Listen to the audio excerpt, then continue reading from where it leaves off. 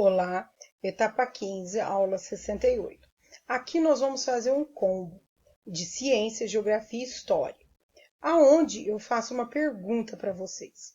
Nós estamos falando muito das grandes navegações, da chegada dos portugueses aqui, no Brasil, que eles esperavam ir para as Índias, procurando um caminho mais rápido, uma rota mais rápida, mas acabaram descobrindo, chegando aqui no Brasil e não tinham nem conhecimento dessa nova terra, E nessa época, 1400, 1500, foi assim a época em que aconteceram o quê?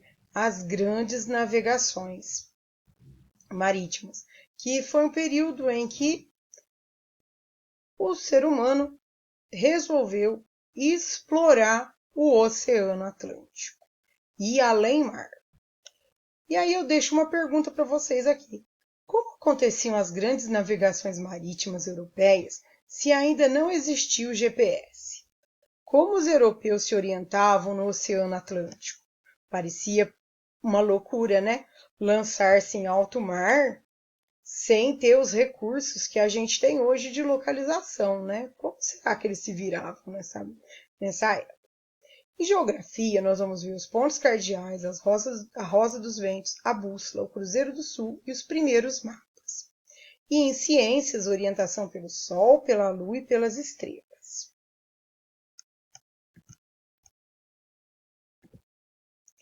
Trouxe aqui um quadro, representando as caravelas portuguesas, para a gente dar início a essa nossa navegação pelo Oceano Atlântico. As grandes navegações também foram conhecidas como expansão marítima. Foram um processo de exploração e navegação do Oceano Atlântico, que se iniciou no século XV e estendeu-se até o século XVI.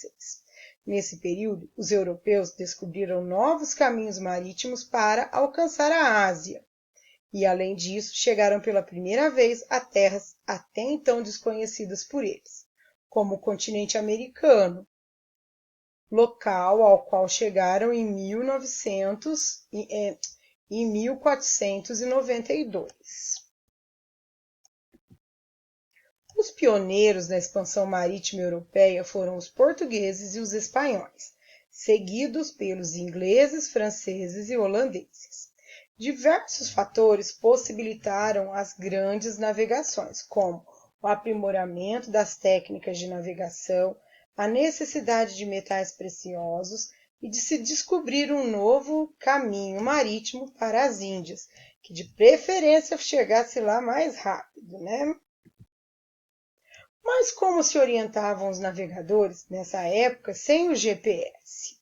Hoje nós temos, o GPS, mas antigamente não tinha-se pouco recurso. Bem antigamente, o ser humano aprendeu que para sobreviver precisava observar a natureza, para que pudesse se orientar, saber onde estava, como voltar para onde estava, saber se era de dia, se era de tarde ou de noite, saber quanto precisava andar e por onde passar para chegar em algum lugar, para poder caçar e depois voltar para casa. E foi assim que o homem percebeu que a natureza lhe dizia por onde seguir. Então o ser humano aprendeu a observar a natureza para que ele pudesse sobreviver. Primeiro aprendeu a olhar para o céu e utilizar o sol, a lua e as estrelas para se orientar. Percebeu que o sol nasce todos os dias do mesmo lado e se põe todos os dias do lado oposto. Com isso, chamou de nascente ou leste o lado que o sol nasce, e de poente ou oeste o lado que o sol se põe. À sua frente chamou de norte e nas costas chamou de sul. Surgiu assim os 4 pontos cardeais: norte, sul, leste e oeste. Olhando ainda para o céu, percebeu que o sol muda de posição com o passar do tempo e que ao escurecer aparecem as luas e as estrelas. E então, o período que temos luz do sol chamou de dia, e o período que o sol se põe e surge a lua chamou de noite.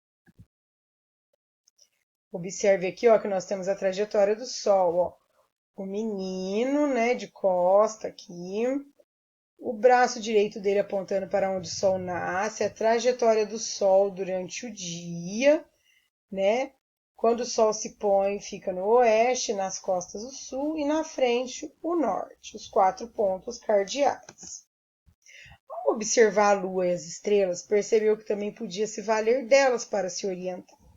E notou que existe uma constelação de estrelas que denominou de Cruzeiro do Sul, que aponta sempre para o sul. Vou pedir para você observar comigo essa constelação de estrelas, ó. É a Rubídia, a Pálida e a Mimosa.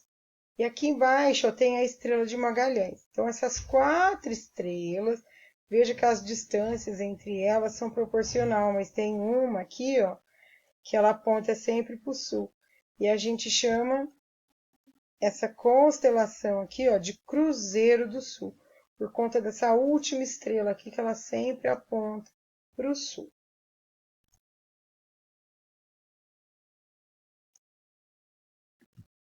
Com esses estudos, criaram a rosa dos ventos com os pontos cardeais e também a bússola. Depois, com o conhecimento que tinham, criaram um instrumento mais preciso, chamado bússola, que tem uma agulha magnética que aponta sempre para o norte.